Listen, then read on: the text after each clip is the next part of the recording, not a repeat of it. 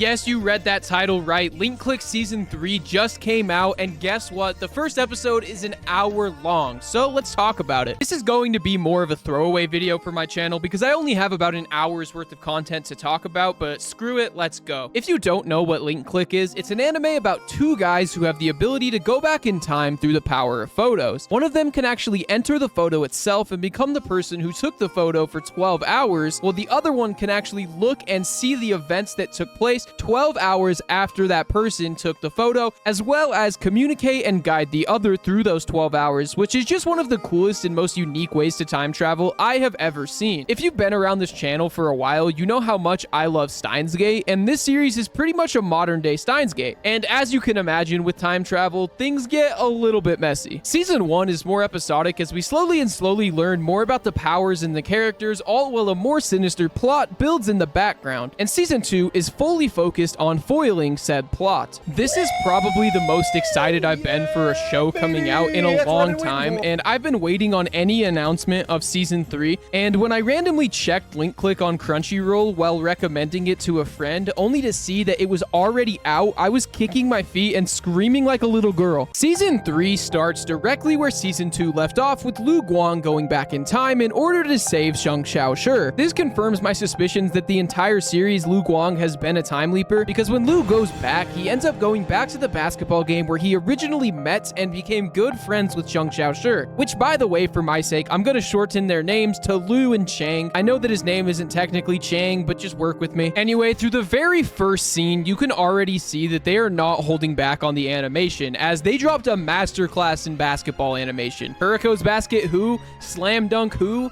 Link Click Season 1 who? Let's compare the basketball scenes from Season 1 and Season 3. Now, I know in Season 1 it was an entire episode focused on basketball compared to a 1-minute long cut, but like, come on, it's night and day. With a mix of this and the next scene, which is a fight where we see Chang's death in the original timeline, you could tell that the animation is just as good as ever, which is really nice to know. After Season 2 finished, it skyrocketed in popularity, and that kind of scared me, because we've seen it become more commonplace for shows to get extremely popular and then fall off in animation because they were too big to fail.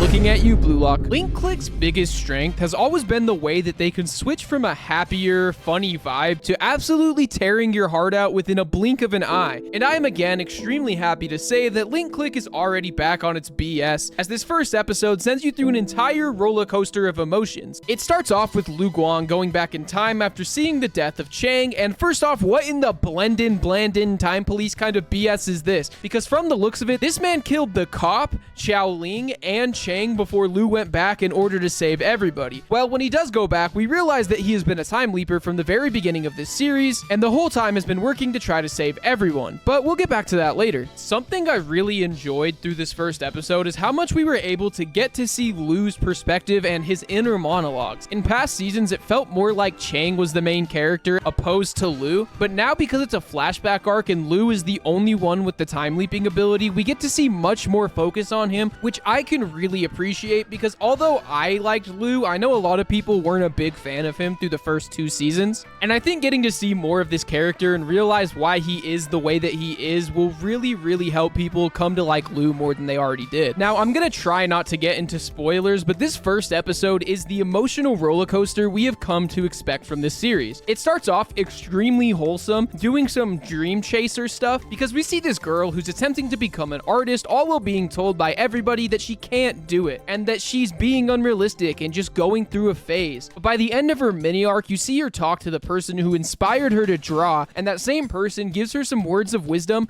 that absolutely slap. She talks about how hard of a path it is to be an artist, how unrewarding it is to be an artist, and the girl who's trying to become one says, "I don't think that's a reason I shouldn't try." Her idol then talks about how she can't see very well, and one night when there was a meteor shower, she decides to go out and try to watch it. Even though everybody warns her not to, she takes a very weak flashlight and trudges through the dark and the brush until she's finally able to see the meteor shower. The next day, she follows her tracks and realizes that she didn't take the easiest path. She took a rough and harsh path. Her flashlight barely lit up the ground in front of her. The terrain was rough for somebody with her eyesight, but she didn't regret anything. Not the weak flashlight, not the rough path, because it all led to the point of her seeing that meteor shower. She then tells the girl, don't give up on your flashlight. Listen, as somebody who's chasing a dream as well, a dream that most people think is ridiculous, these dream chaser type episodes always get me, and this is a part that reminded me what was so good about this show, because it can just make you feel every emotion possible within an hour-long period. It is amazing. Anyways, after that beautiful little arc, Link Click gets right back into its BS as we are immediately given a very tragic story. I won't get too far into spoilers, but let's just say, if you've seen season 1 and 2, you know the kind of thing to expect. Also, I just want to say that even though Lu and Chang don't have abilities, they still find ways to get their communication ability at home, as Lu has Chang put his phone in his pocket and they just do a FaceTime call in order to communicate. And I just thought that was funny because it gives off the exact same feeling of when Chang is inside someone's body and Lu is communicating with him. So anyway, skipping over all of that, I really want to talk about the ending. Lu tells Chang that he has the ability to see 12 hours into a photo, which Chang immediately believes because, let's be honest, these boys love each other. But something that really stuck out to me about this is that Chang tells Lu that his eyes remind him of two people that he used to know. And when Lu asks what happened to them, he just says they disappeared. This part had me kicking and screaming because I'm pretty sure that Chang was talking about his parents, who, if you don't remember, just up and disappeared, which I would assume means that they have some sort of powers. While searching through his clothes, Chang then finds an envelope with a picture of a building,